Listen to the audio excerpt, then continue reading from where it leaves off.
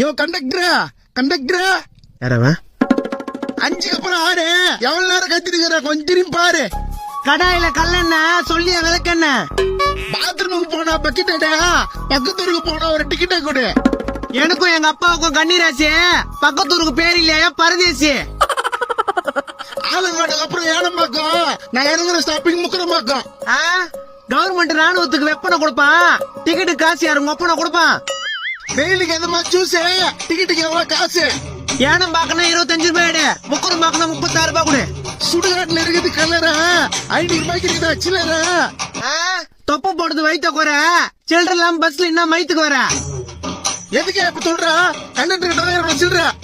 முந்தா நாளே அப்பத்தாக்கு சடுங்கு, கண்டக்டர் கிட்ட எதிர்த்து பேசாத அடுங்க.